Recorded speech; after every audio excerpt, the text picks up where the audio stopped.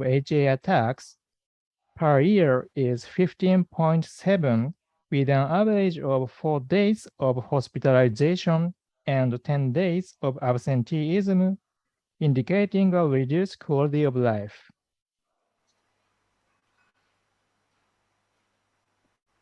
HAE is a potentially fatal disease that can result in suffocation when laryngeal edema occurs. If life-saving tracheal intubation for laryngeal edema is difficult, a tracheotomy must be performed. The picture on the left shows a swollen epiglottis. It causes hoarseness and dysphagia. The middle picture shows a tracheotomy due to difficulty in tracheal intubation because of swelling of the soft tissues of the cervical region. Early diagnosis is important for HAE, which is such a fatal disease, because it is easier to provide appropriate treatment if diagnosed.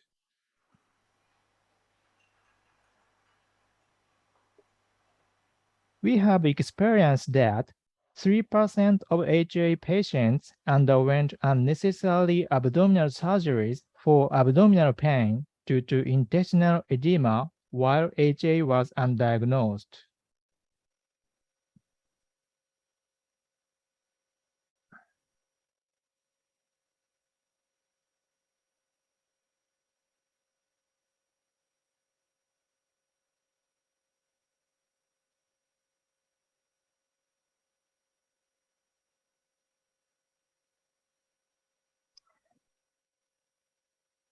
Here, I present a case that raises the importance of early diagnosis.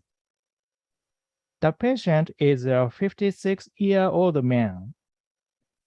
He has been performed 10 abdominal surgeries for intractable abdominal pain of unknown cause that has appeared since the age of 15 years.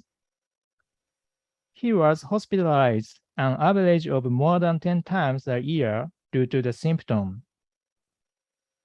Occasionally, laryngeal edema of unknown cause or drug-resistant edema on the skin was also present. Finally, he was diagnosed with HAE at the age of 55 years, 40 years after the onset of the disease. He saw his mother having recurrent edema of the lips and extremities during his childhood. This suggests that his mother probably had HAE and there was a family history of HAE. Blood tests showed C1 inhibitor function below 25% and C4 below the normal range, which are characteristic of HAE. His abdominal skin showed numerous surgical scars from the previous surgeries.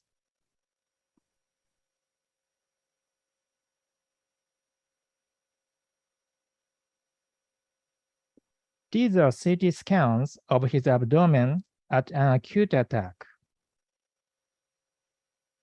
As indicated by white arrows, the intestinal wall is swollen, a condition similar to ileus and causes severe abdominal pain. The intestinal tract was swollen to the same size as the kidneys.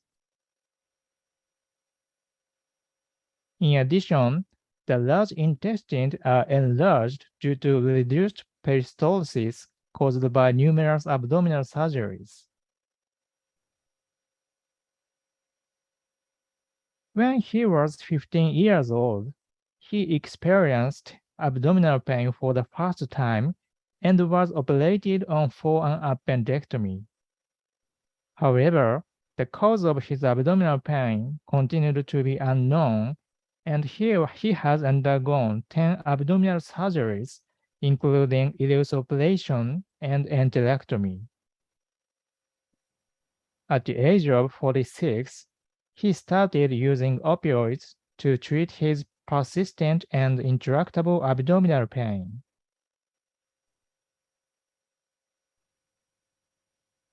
Between the ages of 48 and 53, he experienced 4 episodes of laryngeal edema. Because of these symptoms, he had to be hospitalized more than a dozen times in 1 year. He was finally diagnosed with HAE at the age of 55, 40 years after the first symptoms appeared. He cannot retrieve his life. Only C1 inhibitor function and C4 values in blood tests and the family history were used for the diagnosis.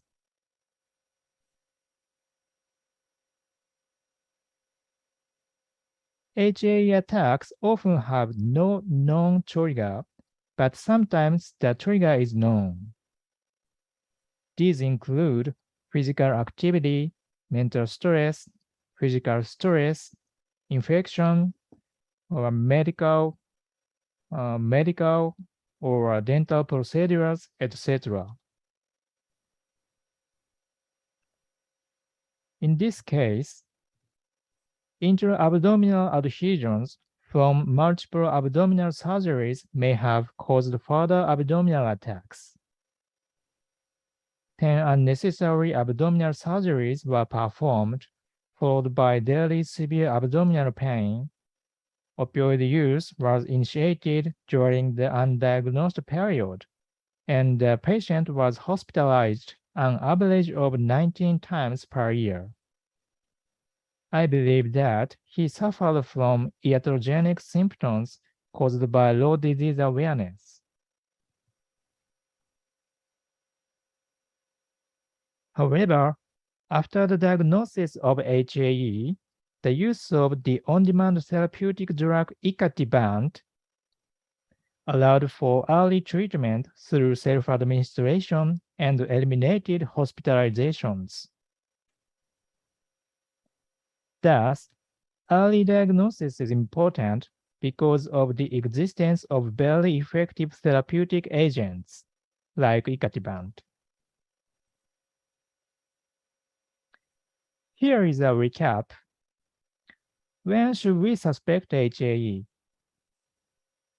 When there is recurrent swelling in various locations and or abdominal pain with no known cause. History of suffocation or tracheotomy. When there is a family history. However, 25% of cases are de novo mutations and should be treated with caution. When anti-allergic drugs, steroids, and adrenaline are ineffective. Please suspect HAE in these cases.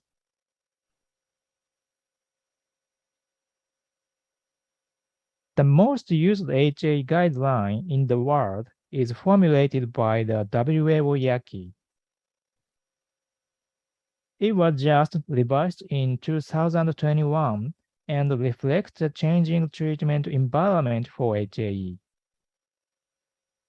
The diagnosis of HAE is described as such. Recommendation 1. We recommend that all patients suspected to have HAE are assessed for blood levels of C1 inhibitor function, C1 inhibitor protein, and C4. Recommendation 2. We suggest that testing for C1 inhibitor function, C1 inhibitor protein, and C4 is repeated in patients who test positive to confirm the diagnosis of HAE. These two recommendations are the most important in the diagnosis of HAE. In addition, C4 levels are usually low in HAE patients, but the sensitivity and specificity of C4 as a marker for HAE are limited. Because of this, its use for screening patients and its use as only parameter to diagnose HAE are not recommended. Complement C3 levels are expected to be normal in HAE, and testing is not helpful. In HAE type 1, both the concentration, which is equal to protein, and function of C1 inhibitor are low, less than 50% of normal. In HAE type 2, C1 inhibitor concentrations are either normal or elevated, whereas C1 inhibitor function is reduced, less than 50% of normal. Tests for C1 inhibitor by many laboratories are performed infrequently, which runs the risk of false positive and false negative results, which is mitigated by repeat testing.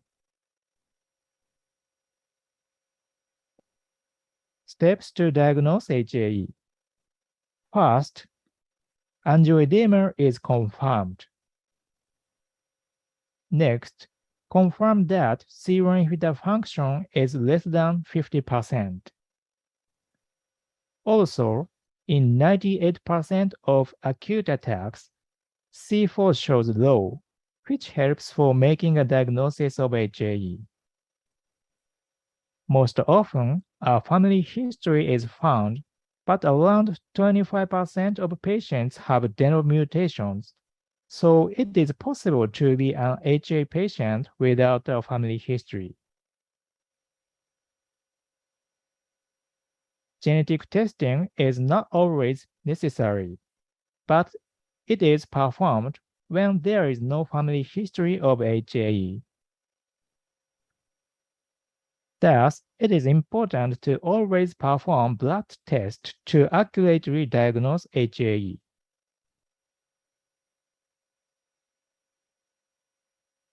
Differential diseases of HAE include allergic angioedema, drug-induced angioedema, and idiopathic angioedema.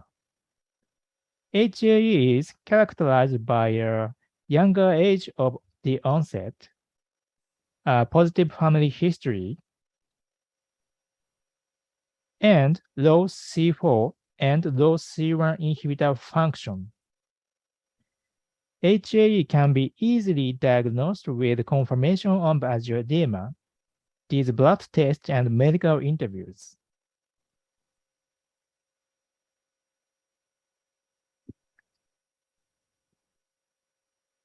So far, I have talked mainly about diagnosis, but today I will also talk about treatment.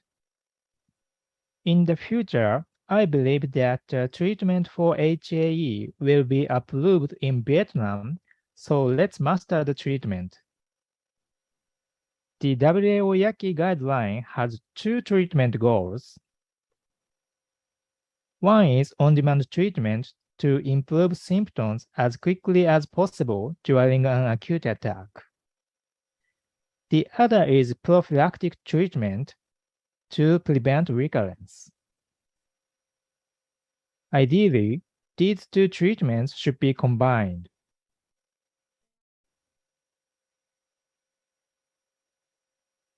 First, it is important to note that anti-allergic drugs, adrenaline, or corticosteroids are ineffective because HAE is not mediated by histamine but by bradykinin, so-called non-allergic.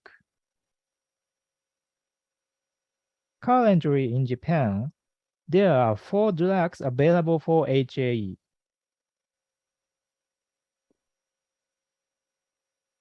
C1 inhibitor concentrate and icatibant are for on-demand treatment, while berotralstat and lanadelumab are for long-term prophylaxis. It is advisable to treat with the characteristics of each drug. C1 inhibitor concentrate is primarily used as an on-demand treatment, but it is also used as a short-term prophylaxis. prior to invasive medical or dental procedures for the prevention of acute attacks. It has been in use since 1990, has a long clinical history, and is administered intravenously. In some countries, it is used as a long-term prophylaxis. Icatibant is used as an on-demand treatment as a bradykinin B2 receptor antagonist. It can be self-administered outside the hospital by a subcutaneous administration. Beltrostat is a kallikrein inhibitor for long-term prophylaxis. Since it is administered orally, there is no pain during the use. It was approved for long-term prophylaxis for the first time in Japan in 2021. Lanadelumab, just approved this year, is a kallikrein inhibitor for long-term prophylaxis. It is administered subcutaneously on a regular basis and very effective. I believe that the ideal treatment is to use on-demand treatment for acute attacks while regularly administering long-term prophylaxis.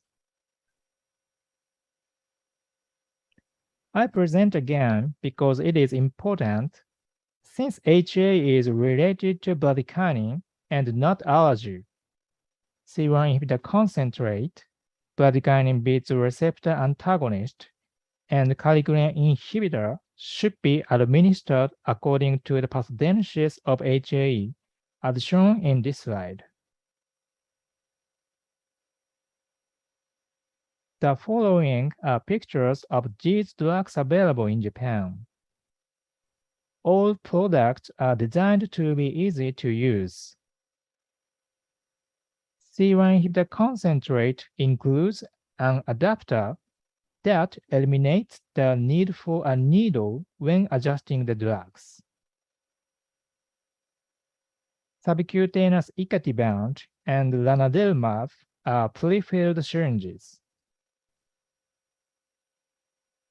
Beltrostat is packaged in weekly doses for easy monitoring. Next, we will look at what the guideline says about treatment. Recommendation 4. We recommend that all attacks are considered for on-demand treatment.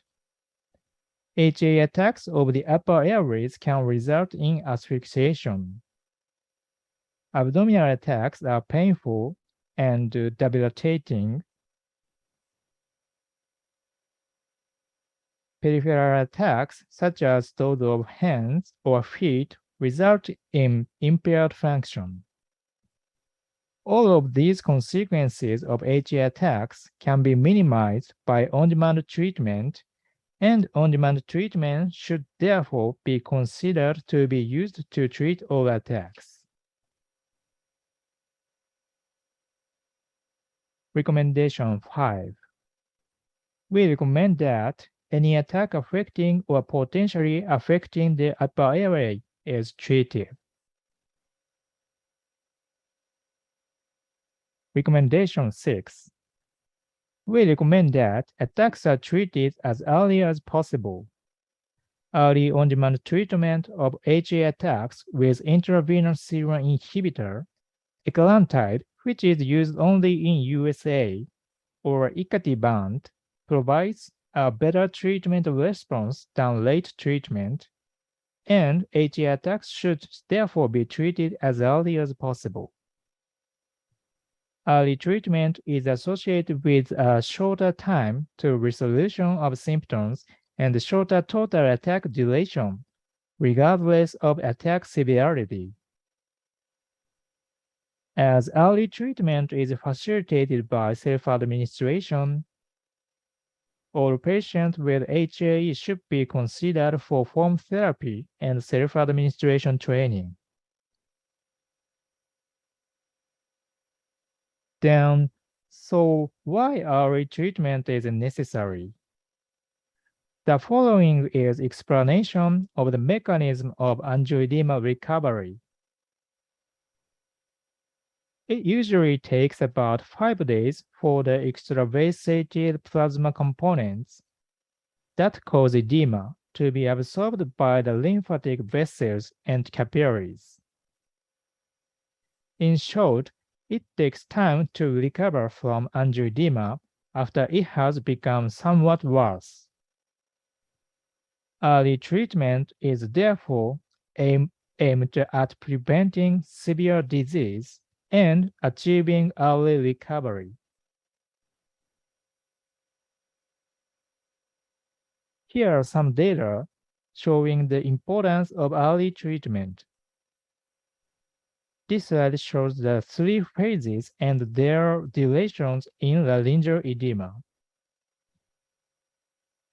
Phase 1 shows an initial onset of the symptoms to the start of dysphonia,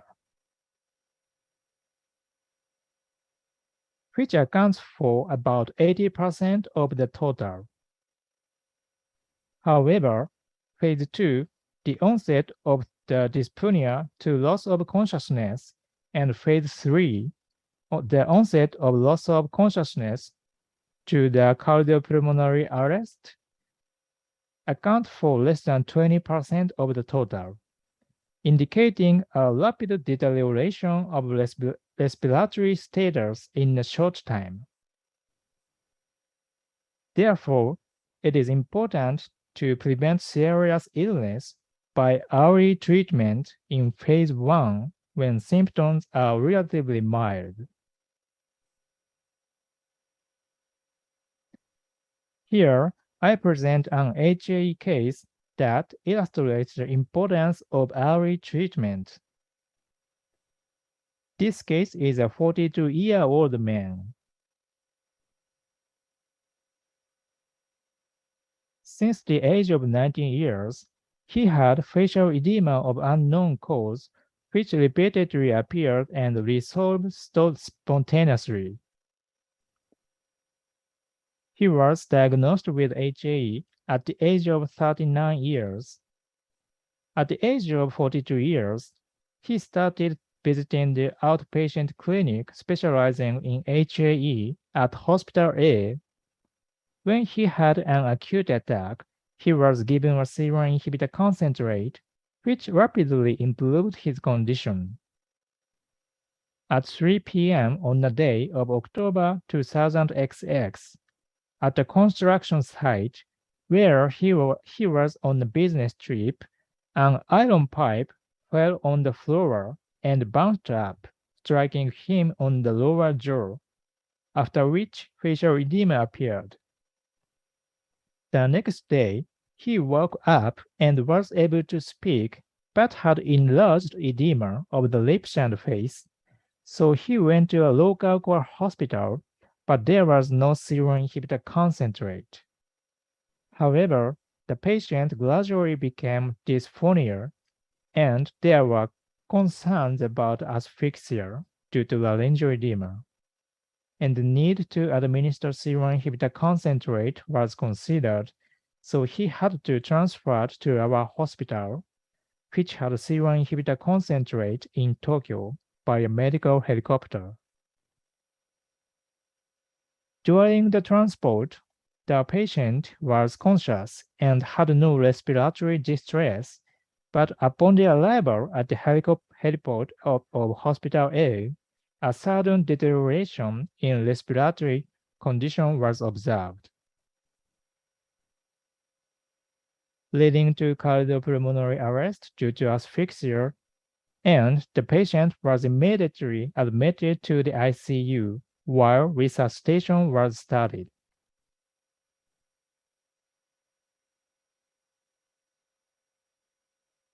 These pictures were taken by the patient and show the temporal evolution of facial edema.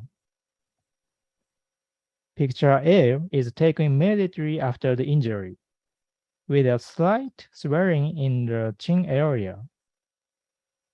Picture B, taken 14 hours after the injury, shows the enlarged swelling of the lower half of the face and lips.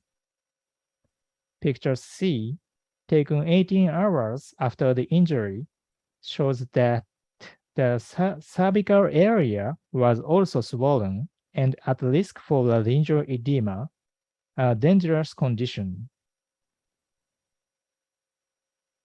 Upon arrival at the heliport, the patient suffocated, resulting in cardiopulmonary arrest.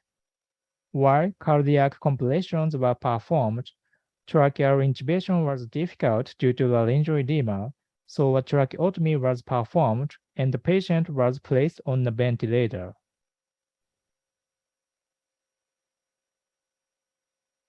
Adrenaline was administered several times and cardiopulmonary resuscitation was performed to restart the heartbeat.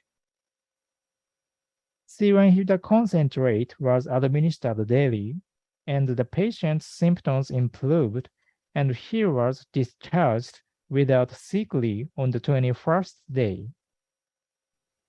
HAE can be fatal if not treated early. This slide shows the pain intensity and time course during an abdominal attack. Without treatment, as indicated by the red line, the pain gradually becomes more intense over time. After reaching the peak, it persists for several days and improves spontaneously.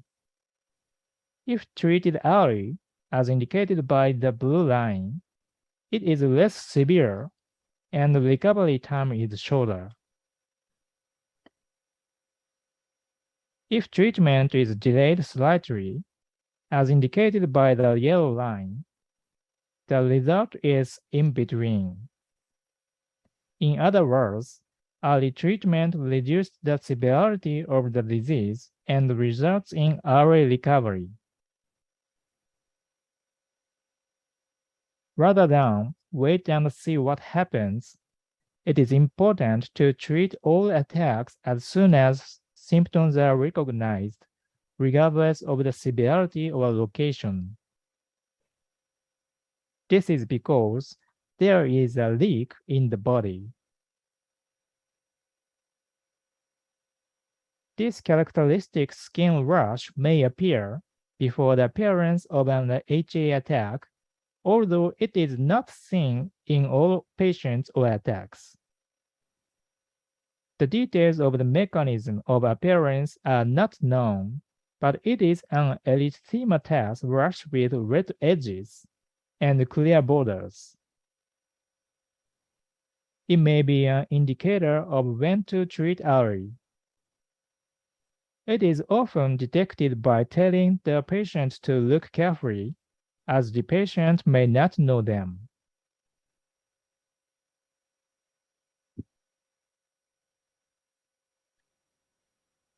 Recommendation 7. We recommend that attacks are treated with either intravenous C1 inhibitor, ecallantide, or icatibant. Where these first-line therapies are not available, attacks should be treated with solvent detergent-treated plasma, which is SDP.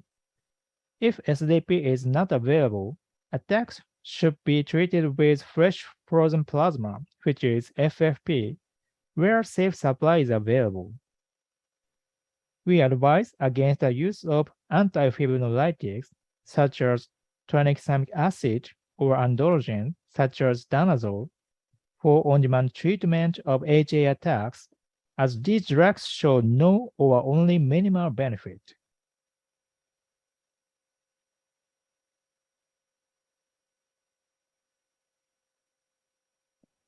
Recommendation 9.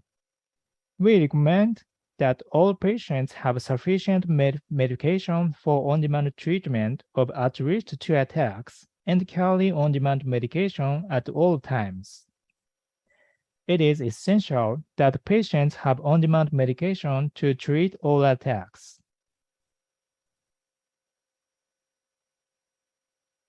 Icatibant, a bradykinin B2 receptor antagonist, contributes to early treatment because it can be stored at 2 to 25 degrees Celsius and can be portable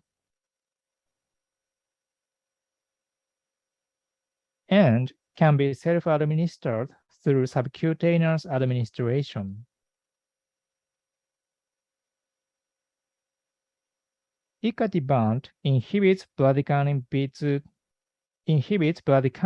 from binding to the bradykinin B2 receptor and stops the progression of angioedema.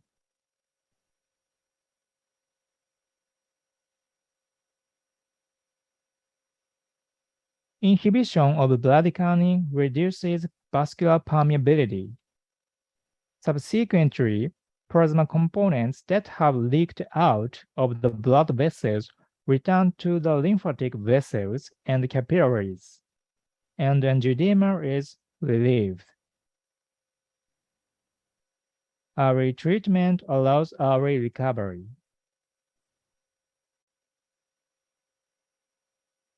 This slide shows the efficacy of icatibant.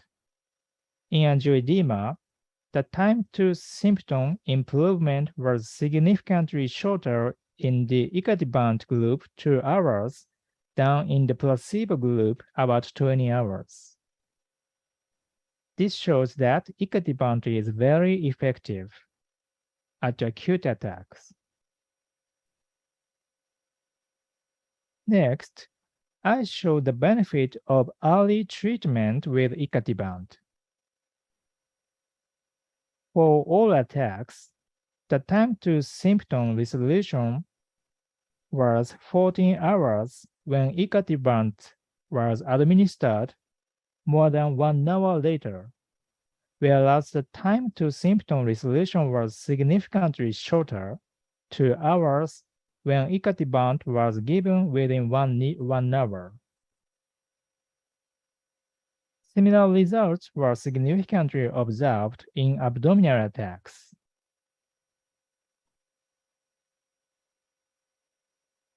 Back to the guideline. Recommendation 10. We recommend considering short-term prophylaxis before medical, surgical, or dental procedures, as well as exposure to other angioedema attack-inducing events. The treatment of HA patients with the intent of minimizing the consequent risk of angioedema during exposure situations where there is an increased risk of an attack is referred to as short-term prophylaxis, sometimes also called situational prophylaxis.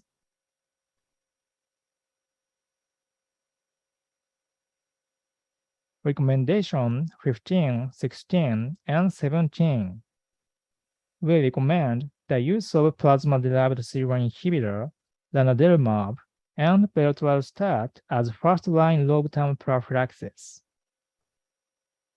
Complete control of their disease for HA patients translates to no longer having attacks.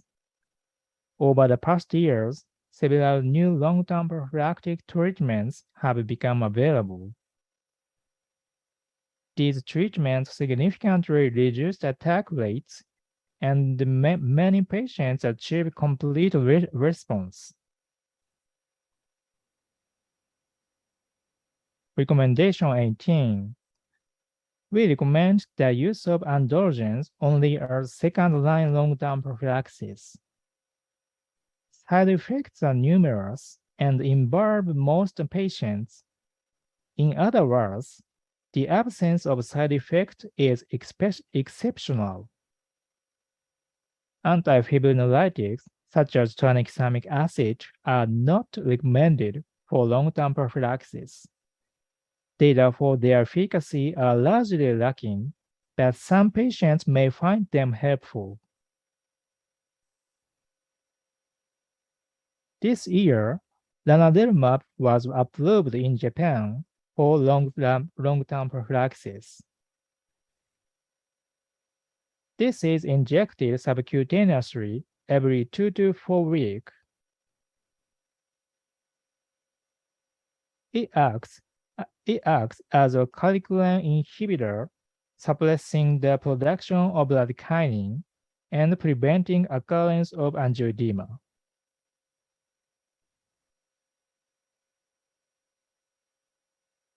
In a domestic phase 3 clinical trial, 41.7% of patients treated with lanadelumab became attack-free.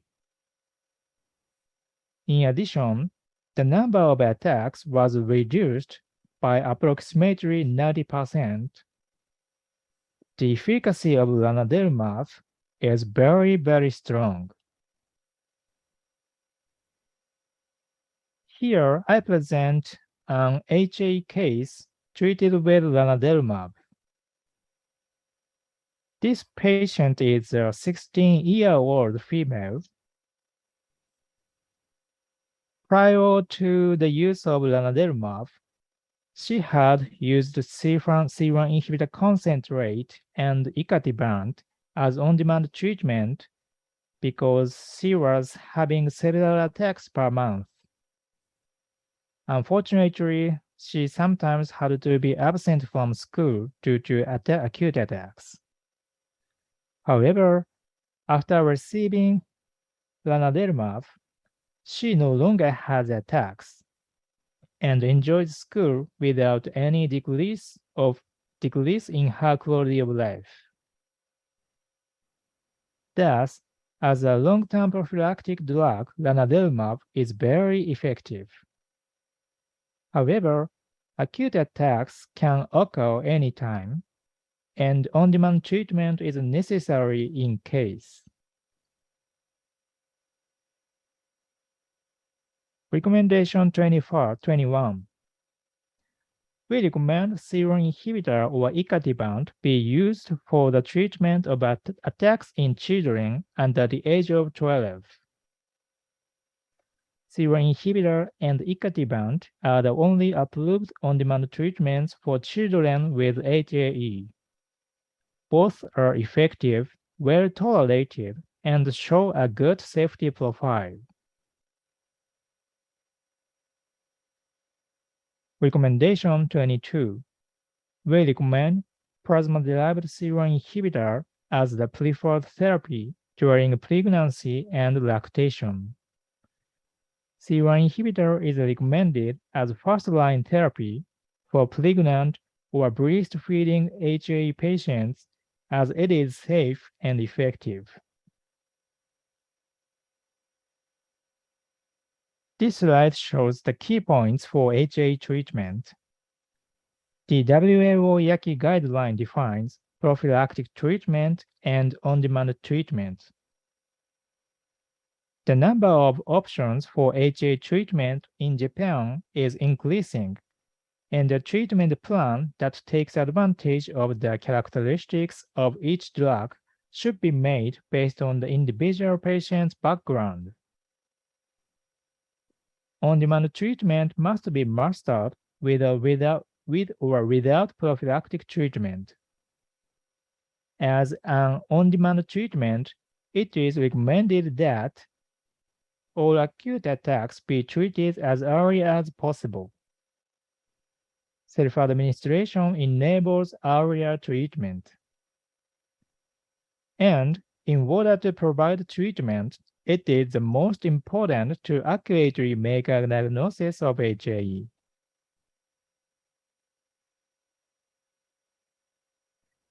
So far, I have presented about classical HAE based on C1 inhibitor mutations. However, since the year 2000, a genetic disorder of angioedema based on genetic mutation other than C1 inhibitor has been discovered and is called HAE with normal C1 inhibitor. 6 causative gene mutations, including factor 12, have been identified so far, but the prevalence of HAE with normal C1 inhibitor is very, very low. Therefore, although the disease spectrum is still expanding, the first priority in Vietnam at present is to establish an environment for diagnosis and treatment of classical HAE based on genetic mutation of C1 inhibitor.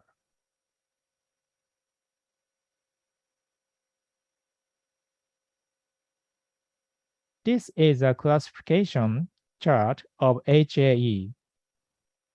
With the addition of HAE with normal C1 inhibitor, HA type 1 and type 2 with low C1 inhibitor do not necessarily need to be distinguished, as there is no clinical difference between them. Since most cases are HA type 1 and type 2, it is important to continue to confirm a low C1 inhibitor function and diagnose classical HAE. Take-home message: HAE has a variety of clinical manifestations and is a fatal disease. Therefore, early diagnosis is important to prevent deterioration of quality of life in patients with HAE. The diagnosis of HAE is based on a history of present illness, family history, and a simple blood analysis, including C1 inhibitor function and C4. So it is important to recognize the disease of HAE and its clinical manifestations. Thank you very much for your attention.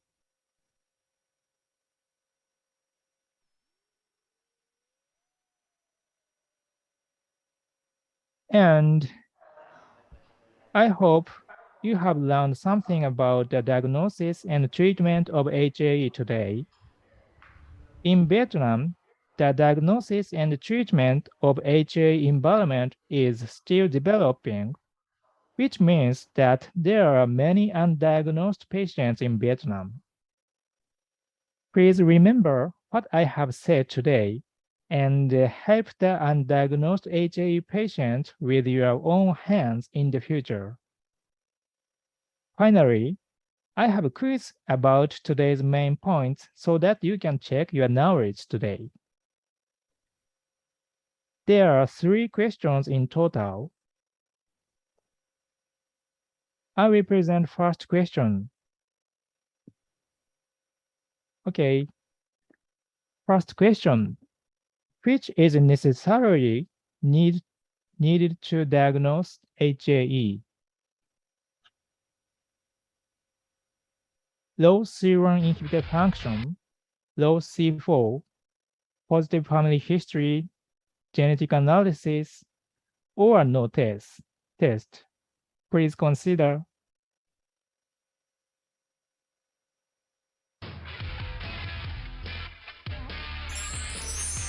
Chọn bấm câu trả lời và bấm OK là được.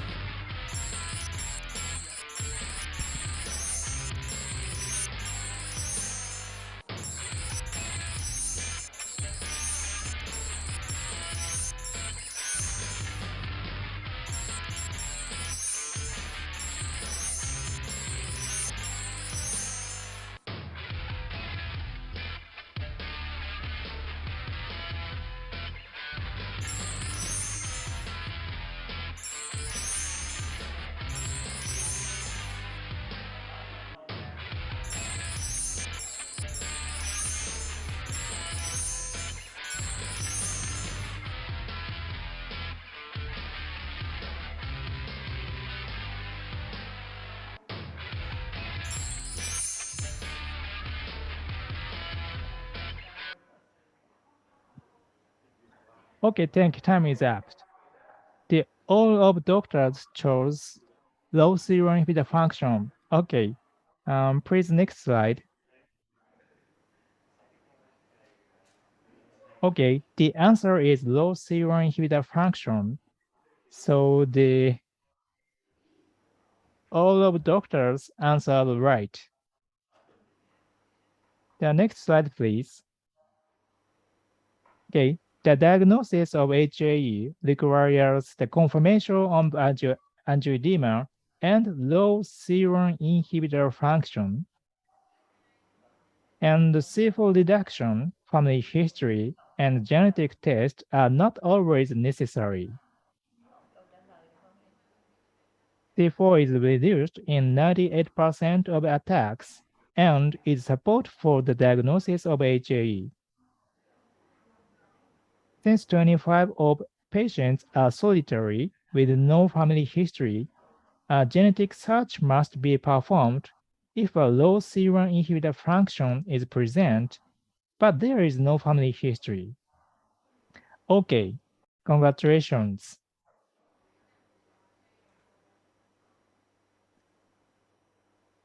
Okay, next, second quiz. Which is an effective medicine for HAE? Antihistamines, corticosteroids, adrenergic drugs, serum inhibitor concentrate, bradykinin, receptor antagonist, and calcineurin inhibitor, or no effective medicine. Please consider.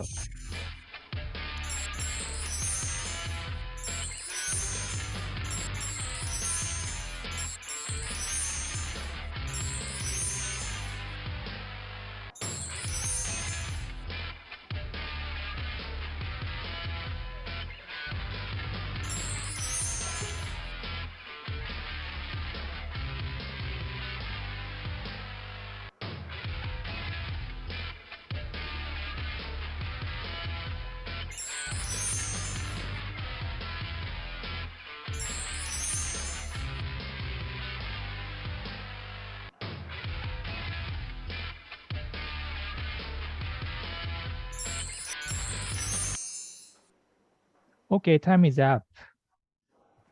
Almost all doctors chose the number 4, serum inhibitor concentrate, bradykinin beta receptor antagonist, and calcineurin inhibitor. Okay, the next slide, please.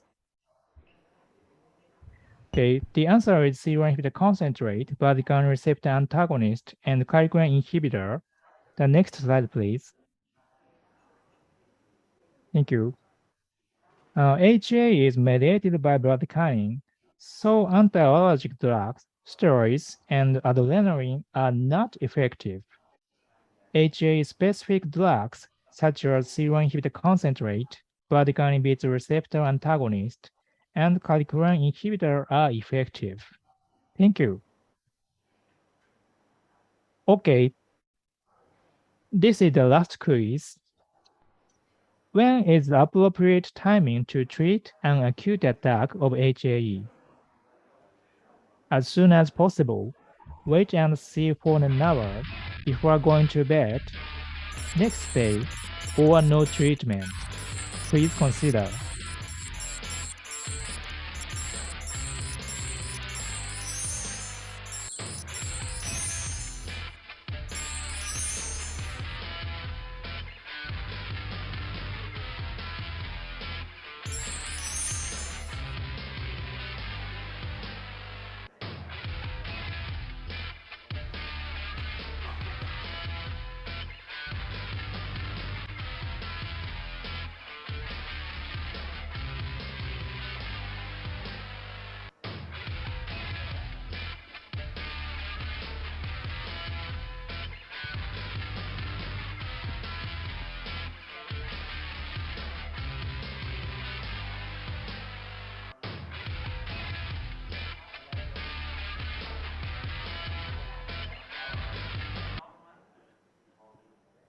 Okay, time is up. The next slide, please. The answer is as soon as possible. The next slide, please. Okay, it is important to treat all attacks as soon as symptoms are recognized, regardless of the severity, rather than waiting and seeing. The next slide, please. The early treatment can prevent serious illness and allow for early recovery. Yes, how was everyone? I am sure that all of you have gained a better understanding of the diagnosis and treatment of HAE today. Thank you very much for your cooperation.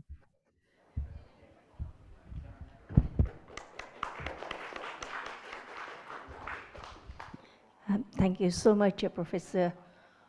Now, right away, we have some questions from the participants.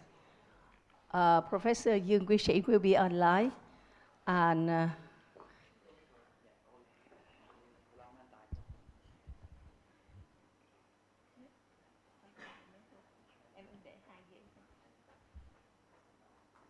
xin mời tất cả các bạn, chúng ta có thể đặt câu hỏi trực tiếp.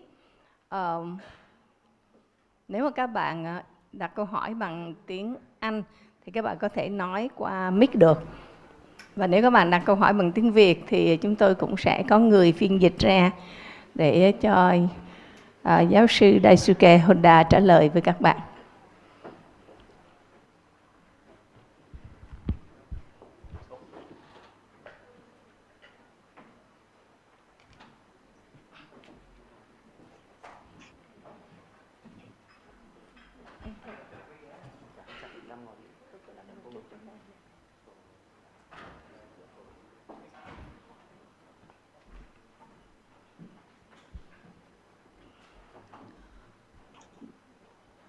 Thưa cô Lan, xin phép có 2 câu hỏi nhỏ cho báo cáo viên Việt Nam được không ạ?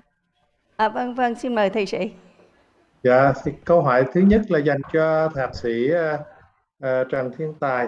Là như vậy, trong cái phần mà trình bày về mề đay mãn tính á, thì như vậy theo cái khuyến cáo cập nhật 2021 của Viện Dị ứng lâm sàng miễn dịch châu Âu á, thì như vậy đối với Việt Nam thì khi nào mình dùng omalizumab thì có cái hướng dẫn cụ thể cho các bác sĩ chúng ta. Tại vì omalizumab Sole thì hiện nay đã có ở Việt Nam rồi, và như vậy chúng ta có thể sử dụng để điều trị. Câu hỏi thứ hai thì dành cho Phó Giáo sư Hoàng Thị Lâm. Như vậy hiện nay ở Việt Nam chúng ta thì có theo ước tính là 2.000 người bị phù mạch di truyền, và như vậy thì với cái tỷ lệ là 1/3 dân số của chúng, như vậy 1/10, nhưng mà thật sự theo ước tính là 1/3 dân số bị Covid. Như vậy trong 2.000 người đó thì tối thiểu chúng ta có 600-700 người phù mạch di truyền có bị Covid. Thì như vậy cái tiên lượng dự hậu và cái điều trị hay tiếp cận chẩn đoán đối với bệnh nhân mà phù mạch di truyền bị Covid thì có khác như thế nào hay không?ผมxin cảm ơn cô Lan, xin cảm ơn thạc sĩ Thiên Tài và cô Lâm.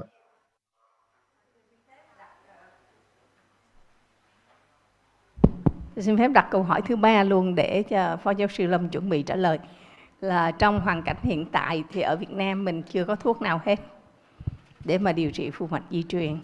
Thì không hiểu là Phó Giáo sư Lâm cũng như bác sĩ Thiên Tài sẽ xử trí như thế nào đối với một bệnh nhân tại Việt Nam được chẩn đoán phù mạch di truyền.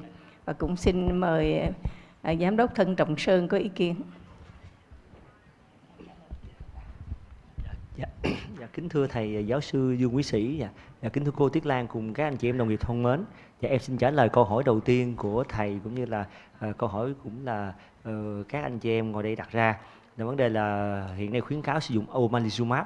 Dạ thì omalizumab hiện nay thì được khuyến cáo sử dụng cho những trường hợp trong mề đay mãn tính mà ở bước 3. Dạ thì về guideline hướng dẫn hiện nay thì mề đay cấp thì nói là mề đay mãn tính thì thứ nhất là người ta sử dụng bước đầu tiên là sử dụng antihistamine liều có thể là liều gấp 4 lần liều chuẩn so với bình thường. Và ở bước thứ hai nếu mà bệnh nhân mà không đáp ứng điều trị thì mình sẽ là sử dụng luôn cả omalizumab, một kháng thể đơn dòng kháng IgG tái tổ hợp thì sẽ khởi động cho cái bậc 3 là trong điều trị mề đay mãn tính nguyên phát. Dạ. Còn ở bậc 4 thì mới sử dụng cyclosporin. Cái guideline hướng dẫn hiện nay là bắt đầu từ năm 2018 và vào năm trước 2017 thì là omalizumab sẽ sử dụng bậc 4. Có nghĩa là đầu tiên sẽ dùng liều chuẩn antihistamine, sau đó bậc 2 là tăng liều gấp đôi, gấp 4 lần. Và ở bậc 3 thì là sử dụng các ức chế miễn dịch như là cyclosporin. Bậc 4 thì mới sử dụng omalizumab. Nhưng từ năm 2017 trở đi thì guideline hướng dẫn là đưa omalizumab lên ở bậc 3. Có nghĩa là sau khi chúng ta khởi động antihistamine ở liều cao và liều gấp 4 lần, đối với một số antihistamine đã được chứng minh là liều gấp 4 lần thì bệnh nhân vẫn không có hiệu quả thì sẽ sử dụng omalizumab ở bậc 3. Và hiện nay thì omalizumab là kháng thể kháng đơn dòng của kháng là Pfizer, thì hiện nay do công ty Novartis phân phối và đã sử dụng tại Việt Nam. Thì hiện nay là em nghĩ là không phải riêng bệnh viện Đại học Thành phố Hồ Chí Minh mà các bệnh viện như là Bạch Mai, Viện E Trung ương, các bệnh viện mà có cái điều trị bệnh nhân về mề đai mãn tính thì đều sử dụng thuốc này và hiệu quả thì rất là khả quan và rất là tích cực. Dạ, em xin trả lời về cái là hướng dẫn điều trị của omalizumab trong mề đai mãn tính nè. Dạ, em xin cảm ơn quý thầy cô. Dạ vâng, em xin trả lời câu hỏi của thầy Dương Quý Sĩ là chẩn đoán cái phù mạch di truyền ở bệnh nhân có có mắc Covid ạ. Thì theo thầy Sĩ là đang lấy cái tỷ lệ phù mạch di truyền là một trường hợp trên 50.000 dân. Thì như thế Việt Nam mình là 100 triệu dân thì ước tính là có khoảng 2.000 bệnh nhân phù mạch di truyền. Thế thì hiện tại thì là ở mình thì là mới chỉ chẩn đoán được mới phát hiện được 2 trường hợp phù mạch di truyền thôi ạ. Và với những cái bệnh nhân mà phù mạch di truyền, một bệnh nhân mắc Covid ấy, thì là em nghĩ là vẫn cứ phải theo tuần tự thôi ạ. Vẫn đầu tiên là vẫn phải là xem là triệu chứng lâm sàng của bệnh nhân, là ví dụ như hướng tới cái phù mạch di truyền là xem là bệnh nhân là có phù mạch hay không, và cái phù mạch đấy là chỉ là phù mạch đơn thuần thôi chứ không đi kèm với mày đay, và cái phù mạch đấy không đáp ứng với lại là kháng histamine, corticoid cũng như là arenaclic hay là omalizumab. Và cái phù mạch đấy thì có thể có tiền triệu là cái ban vòng hoặc là hồng ban dạng lưới đấy ạ. Vâng, và có cái tiền sử gia đình, tất nhiên là không phải là lúc nào cũng có tiền sử gia đình. Vâng, đấy thì là khi mà chúng ta hướng tới là cái phù mạch di truyền thì chúng ta có thể là làm cái xét nghiệm. Thế chúng ta biết là cái phù mạch di truyền là phù mạch do cái đột biến cái gen SERPING1 là cái gen mà mã hóa C1 inhibitor, là một cái protein của cái hệ thống bổ thể. Thế thì cái xét nghiệm mà chắc chắn nhất vẫn là C1 inhibitor. Tuy nhiên có những cái xét nghiệm là cũng là giúp cho chẩn đoán, ví dụ như là C4 hoặc là C1q antigen đấy, những cái xét nghiệm khác. Thế thì trong cái trường hợp mà bệnh nhân mà có kèm theo Covid ạ, thì là vẫn cứ phải theo đúng cái trình tự để chẩn đoán thôi ạ, chứ cũng không có được đặc cách gì đâu ạ. Vậy em cảm ơn ạ.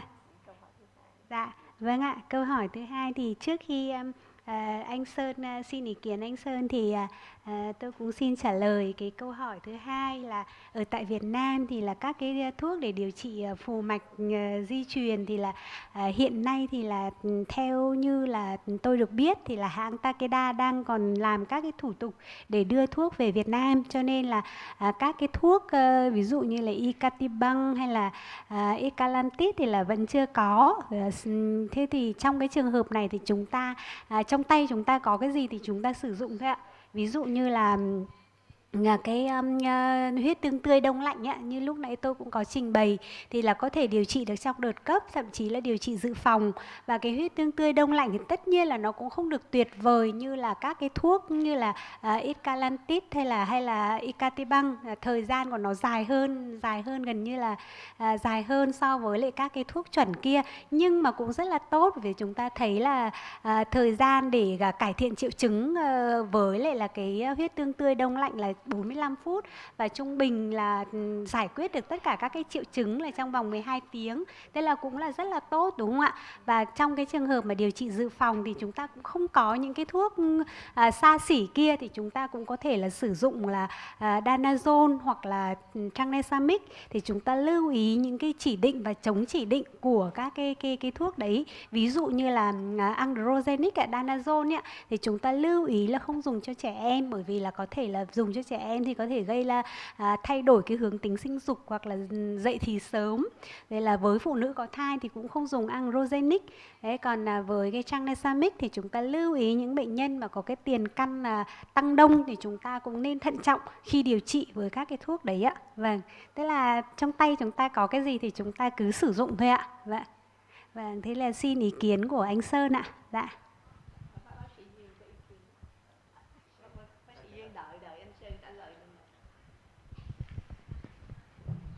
Em xin cảm ơn câu hỏi của phó giáo sư tiến sĩ Lê Thị Tuyết Lan. Thì về phía công ty Takeda thì hiện tại trên thế giới thì công ty cũng có những cái sản phẩm thuốc trong cái điều trị giai đoạn cấp cũng như là điều trị dự phòng của cái bệnh phù mạch di truyền. Và cái sản phẩm C1 inhibitor mà cái loại cô đặc thì công ty cũng có cái sản phẩm loại là Synzyme, và thứ hai là icatibant thì biệt dược là cái Frazier, và ngoài ra công ty cũng có cái sản phẩm trong điều trị dự phòng đó là cái thuốc Taxero biệt dược của Lanadelumab. Thì đó là những cái sản phẩm trên thế giới, nhưng mà tại Việt Nam thì công ty cũng nhận thấy là hiện tại cái tình hình Việt Nam thì mình chỉ có những cái thuốc điều trị giống như là phó giáo sư Lâm cũng có trình bày, tức là những cái sản phẩm tức là huyết tương tươi đông lạnh, nhưng mà có thể cái nồng độ C1 inhibitor nó không đủ để có hiệu quả tối ưu. Thì nhận thấy như vậy thì công ty cũng đang cố gắng để mà làm việc với cơ quan quản lý để có thể nhập những cái sản phẩm thuốc, đặc biệt là trong cái điều trị mà cấp đó là cái thuốc Frazier hay là biệt dược icatibant. Còn như phó giáo sư Lâm cũng có trình bày, trong những trường hợp chưa có những cái sản phẩm thuốc mà tiên tiến mới như là những cái sản phẩm mà cái kháng thể đơn dòng tức là cái Lanadelumab, thì cũng có thể có những cái sản phẩm thuốc như là cái androgen hoặc là cái tranexamic acid để điều trị trong những cái điều trị dự phòng cho bệnh nhân. Và cái đặc biệt quan trọng nữa trong cái phù mạch di truyền thì hiện tại thực sự ra là cái việc chẩn đoán sớm và phát hiện bệnh nhân phù mạch di truyền và được đó xác định với cái C1 inhibitor rất quan trọng, cho nên công ty thời năm vừa qua cũng đã đồng hành với là cái hội bệnh viện lâm sàng với cái sự tài trợ của NCGM để mà nâng cao cái năng lực trong chẩn đoán và điều trị cái phù mạch di truyền.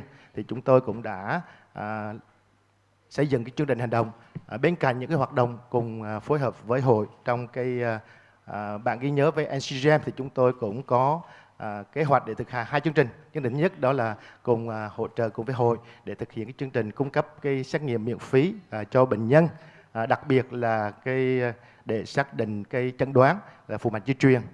Nếu các bác sĩ thấy có bệnh nhân có cái triệu chứng lâm sàng cũng như tiền sử gia đình, và đặc biệt trong trường hợp nếu có C4 mà có giảm và có thể là cho xét nghiệm C1 inhibitor, thì thông qua cái chương trình này thì sẽ có bệnh nhân được xét nghiệm ở Medic hoặc là Meditech.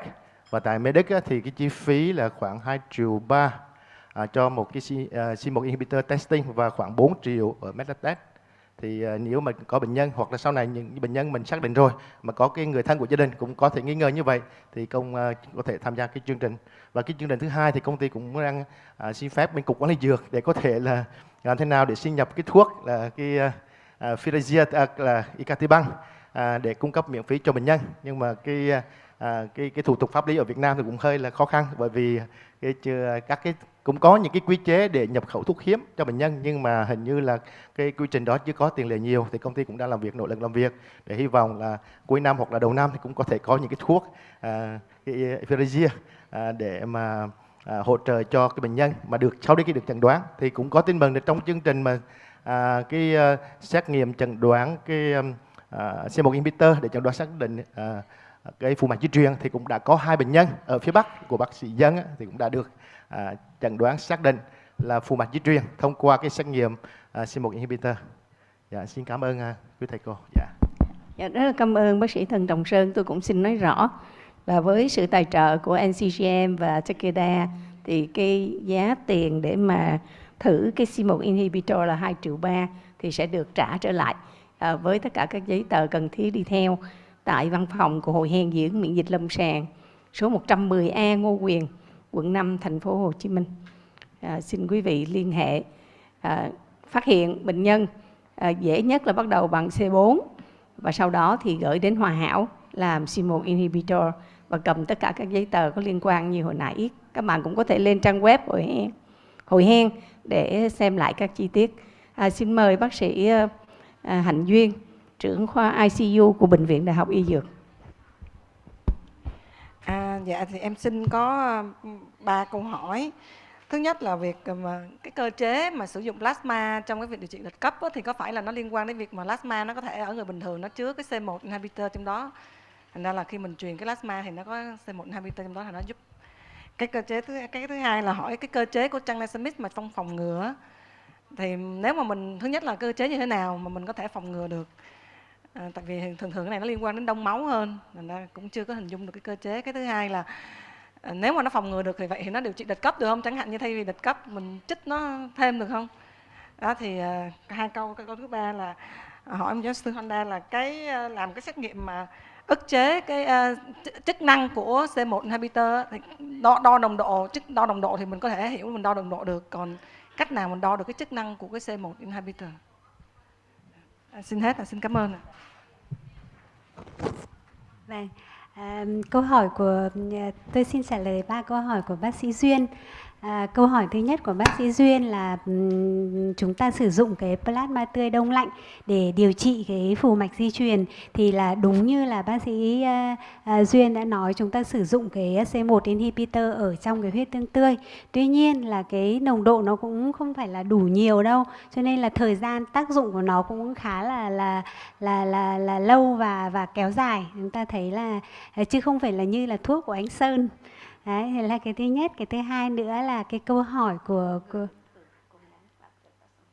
dạ vâng, plasma tươi là của người bình thường đấy ạ, chứ mà plasma tươi của người phù mạch di truyền thì cũng không ăn thua đâu.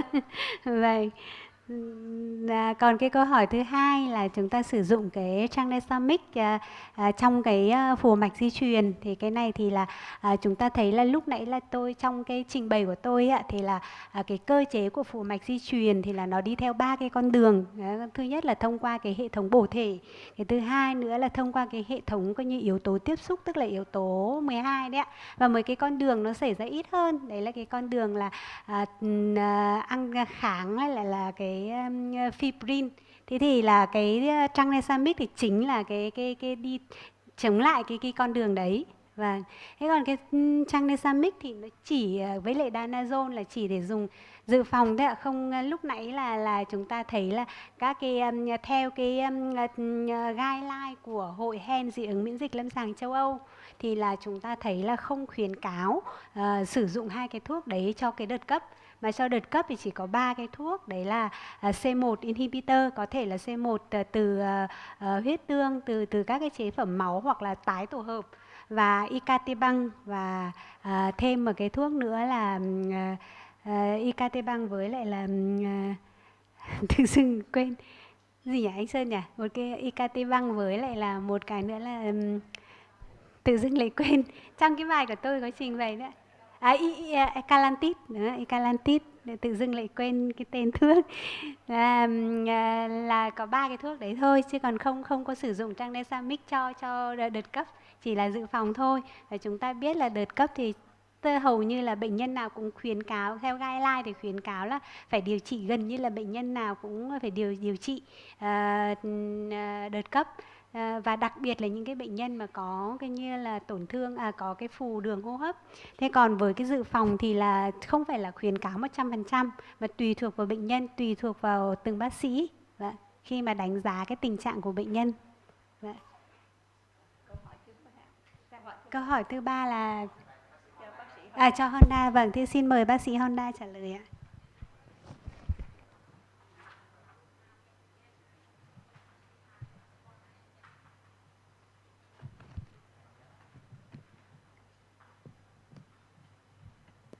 Yes, thank you for your question there. In Japan, we usually measure C1 inhibitor function, not C1 inhibitor protein, because the Japanese insurance system is covered for the only C1 inhibitor function. And actually, I have not experienced measuring about the C1 inhibitor function by myself, because the blood analysis is performed in other specific companies, which is called SRL in Japan. So the measuring of C1 inhibitor function is very infrequently. So I think the measuring frequency in the company is only 1 day in a week. So maybe I think the measuring of C1 inhibitor function is by ELISA. So in Vietnam, you can use the ELISA kit for the measuring C1 inhibitor function. So please check the C1 inhibitor function ELISA kit and for commercial, right?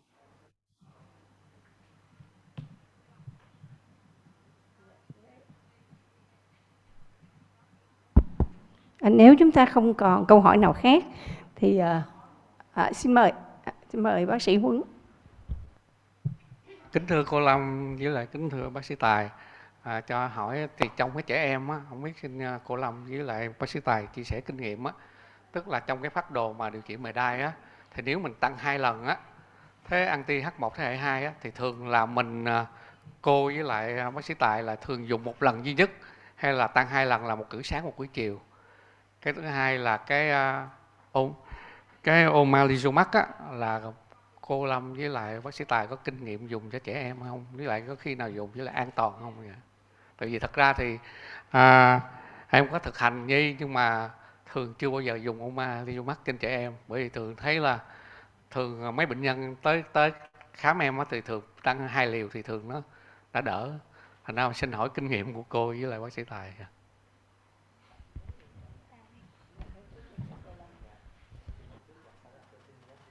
Mà bổ sung mà thật sự thì trong guideline thì họ ghi tăng gấp 4 lần, nhưng mà gấp đôi hoặc gấp 4 lần antihistamine kháng H1 thế hệ mới nhất, không khuyến cáo cho thế hệ cũ vì đã bỏ rồi. Thì việc mà trong guideline nó cũng không ghi rõ là việc chúng ta sử dụng là 1 lần 1 ngày hay là 2 lần 1 ngày. Thì thật sự theo kinh nghiệm lâm sàng của em thì mình sẽ dựa vào cái nồng độ đỉnh của cái thuốc hoặc cũng như cái triệu chứng lâm sàng của người bệnh. Ví dụ mình bệnh nhân là diễn tiến, mình sẽ đến mình đánh giá về lâm sàng, nhưng bệnh nhân sẽ có những cái đợt như là thường sẽ bị buổi sáng hay là buổi chiều hay là bị sáng và chiều đó, thì tùy vào cái gọi là cái diễn tiến lâm sàng của cái tình trạng nổi mề đai mà em có thể là sử dụng tùy, có thể là gấp một lần gấp đôi cũng được, hoặc là mình chia đôi ra. Nếu gấp 4 thì có thể là sáng 2 chiều 2, hoặc là một lần gấp 4 lần cũng không ảnh hưởng gì. Nhưng cái này là trong guideline họ không có nói rằng là bắt buộc là phải chia đôi hay là chia 4 lần hay là dùng một lần. Nên cái là tùy vào cái việc mà mình đánh giá thực tế lâm sàng của bệnh nhân, cũng như là việc mà cái lựa chọn của bác sĩ thôi. Nhưng mà tất nhiên là khuyến cáo là hiện nay chỉ có một số antihistamine được chứng minh rằng là sử dụng gấp 4 lần tăng liều là cho phép, còn một số thì vẫn chưa có cho được chứng minh, nên là các anh chị lưu ý, chứ không phải là antihistamine nào chúng ta cũng tăng liều gấp 4 như vậy.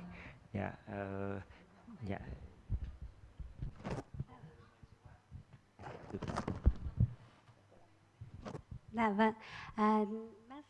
Bác sĩ Tài cũng đã trao đổi về cái kháng histamine, thời gian bán hủy của kháng histamine thế hệ mới ạ, các cái thuốc kháng histamine thế hệ mới, ví dụ như là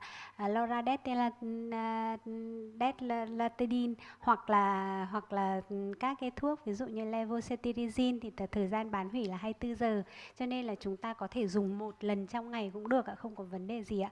Kể cả khi mà chúng ta tăng liều lên gấp 4 lần, mà kể cả khi chúng ta dùng chia đôi ra thì cũng không có vấn đề gì, có thể là dùng liều gối cũng không sao ạ. Với lại là thời gian của nó là 24 giờ, cho nên là chúng ta hoàn toàn có thể dùng một lần trong ngày cũng yên tâm ạ. Vâng, bác sĩ Tài cũng đã chia sẻ kinh nghiệm ạ. Vâng, thế còn với cái omalizumab phải dùng ở trẻ con thì với cái mày đay của trẻ em ấy, thì thông thường thì chúng ta thấy là mày đay ở trẻ em rất ít khi mà cái mày đay mãn tính lắm ạ, mà mày đay của trẻ con thì thường hay gặp là có căn nguyên, mà căn nguyên hay gặp ở mày đay ở trẻ con nên là thường gặp là do cái tình trạng nhiễm trùng. Thế thì thông thường là với chúng tôi thì là tôi cũng chưa có một bệnh nhân nào mà tôi cần phải dùng cái omalizumab cho trẻ em. Đấy, thế thì thường là các cái bệnh nhân mà khi mà mày đay ở trẻ em mà đến với chúng tôi thì chúng tôi xác định nguyên nhân, xong điều trị theo cái nguyên nhân và điều trị triệu chứng mày đay thì hầu hết là giống như là bác sĩ Huấn đã nói, là chúng ta điều trị là bệnh nhân đã đáp ứng rồi. Thế còn rất là ít khi mà là bệnh nhân coi như là phải quay đi quay lại giống như là người lớn á. Với người lớn thì điều trị mày đay rất là chán ạ, bởi vì sao? Bệnh nhân nhẵn mặt bác sĩ và bác sĩ cũng quá quen thuộc bệnh nhân ạ. Cho nên là nhiều lúc bệnh nhân cứ đến đi đến lại, nhiều lúc nhìn thấy bệnh nhân thấy ngại lắm ạ. Nhưng mà cho nên là với mày đay người lớn ấy, chúng tôi dùng rất là nhiều cái omalizumab, thậm chí là còn dùng nhiều hơn ở trong hen. Bệnh nhân hen dùng omalizumab 1 thì chứ mà mày đay thì khéo phải đến 10 bệnh nhân dùng nhiều hơn đấy. Thế còn với trẻ em thì thật sự là tôi chưa dùng một cái bệnh nhân nào omalizumab cả, bởi vì chỉ cần dùng kháng histamine, hoặc là có những cái bệnh nhân mà có những bệnh nhân chỉ thêm một chút corticoid là bệnh nhân đã ok rất là tốt rồi. chưa có bệnh nhân nào kéo dài cả. Vâng, cảm ơn. Vâng. Thêm một ý về Xin ý omalizumab, kiến. dạ, là của anh Huấn có thể là về tác dụng phụ. Dạ thì thật sự em cũng đồng ý với sư Lâm là hiện nay thì em cũng chưa có sử dụng omalizumab cho bệnh nhân nít, người em bé, vì đúng là đáp ứng rất là rõ ràng, ngoạn mục với antihistamine, đôi khi là một chút corticoid. Còn với người lớn thì chúng ta có thể kinh nghiệm thì em và giáo sư Lâm thì điều trị cũng nhiều. Vâng, lại hiệu quả rõ rệt của omalizumab ở tuần thứ 10, ở tuần thứ 12 là rất là có hiệu quả. Liều dùng với 300mg trong 4 tuần hoặc là 150mg 2 tuần một lần. Và tác dụng phụ thì bản thân em thì thấy là, và guideline nó cũng hướng dẫn, y văn cũng ghi là hầu như là tác dụng phụ hầu như không có đáng kể nào. Dạ, nên là chia sẻ là ở người lớn thì rất là hiệu quả. Dạ vâng.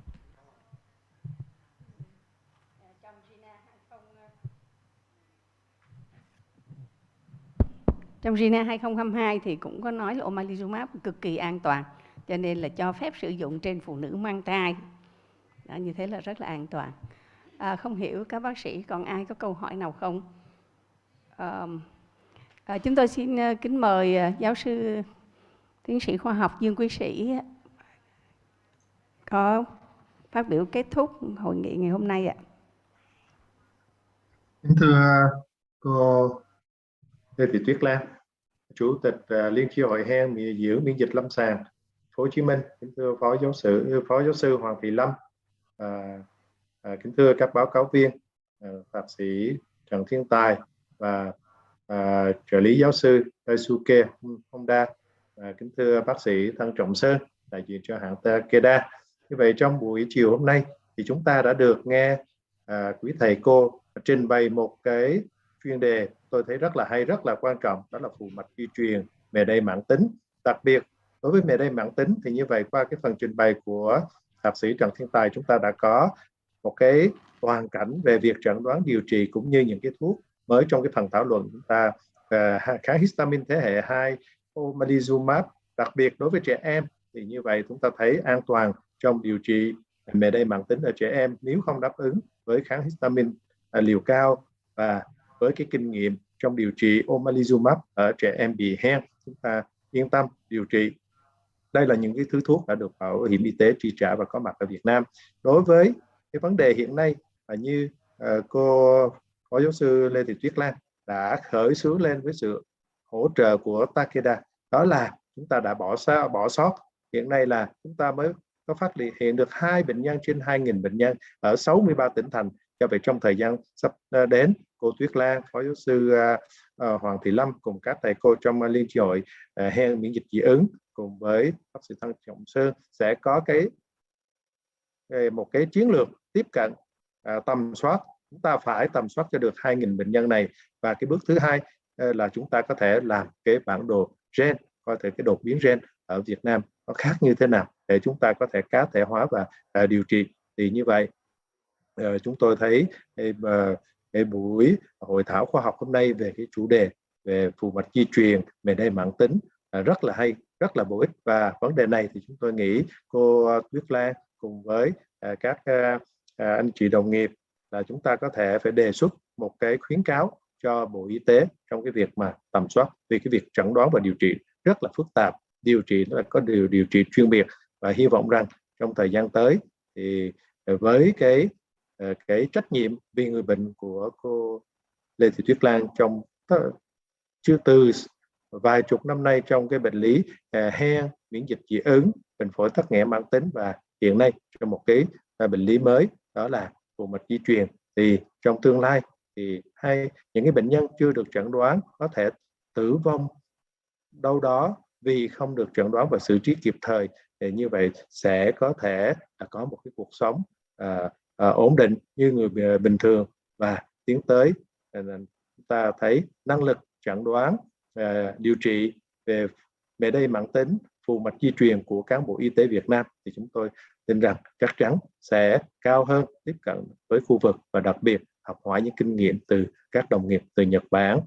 Và thay mặt với được sự ủy quyền của Phó giáo sư Lê Thị Tuyết Lan chủ trì hội thảo, tôi xin kính chúc cô Lê Thị Tuyết Lan, các báo cáo viên và đại diện công ty Takeda, bác sĩ Daisuke Honda và toàn thể quý thầy cô quý anh chị đồng nghiệp đã tham dự hội thảo trong buổi chiều hôm nay. Thật nhiều sức khỏe, vẫn giàu nhiệt huyết, trách nhiệm trong việc chăm sóc người bệnh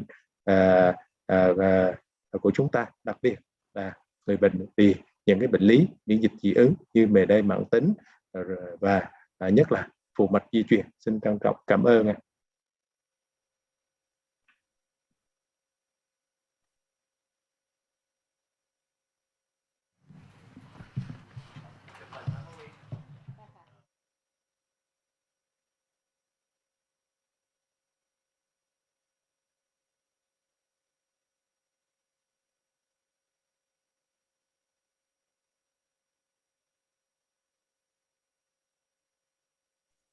Xin kính chào cô Lan, xin chào cô Lâm và quý thầy cô ạ.